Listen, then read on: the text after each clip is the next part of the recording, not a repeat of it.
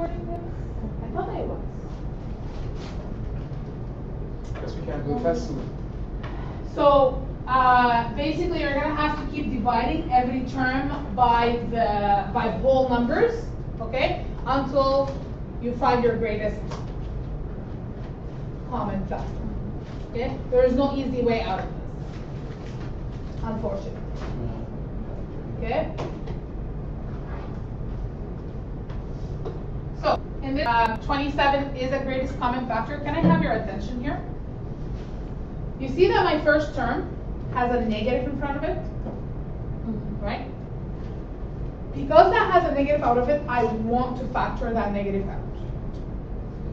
Okay? You don't usually want your first term to have a negative, especially if that's a term that has the x, the highest power. Okay? So if I factor 27x, I'm gonna end up, don't write this yet. What's that? 2? Don't write that yet, okay? Oh, do you want us to write this down?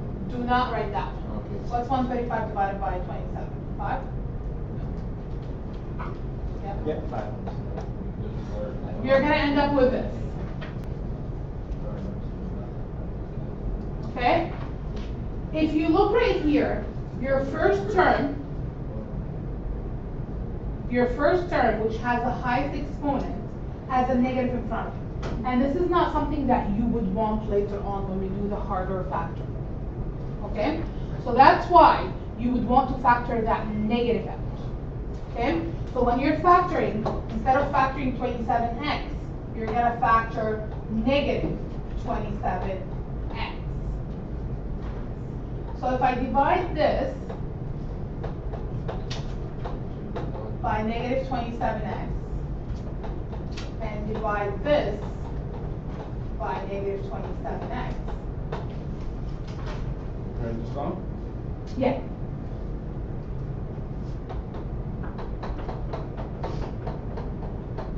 You're going to get 2x cubed and minus 5x. Okay? Now you see that my first term, which has the highest exponent, should be 5x,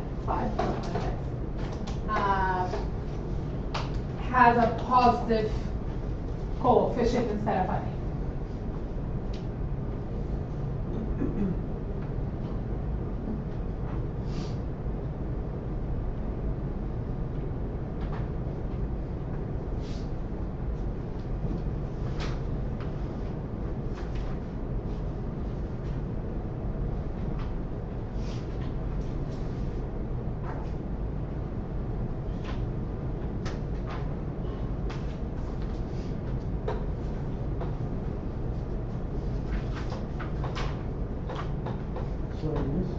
Yes.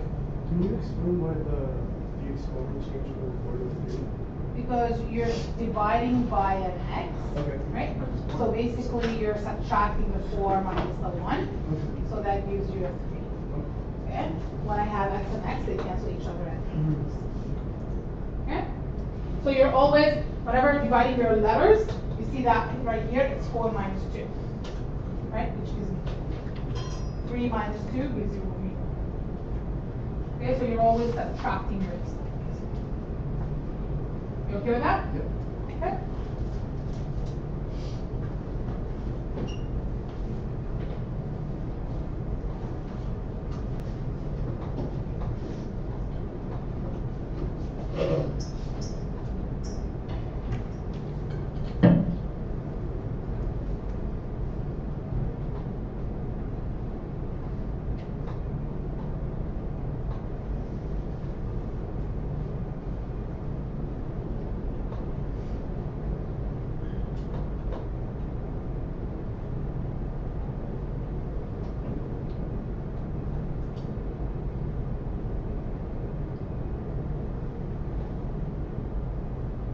Okay, factor this for me.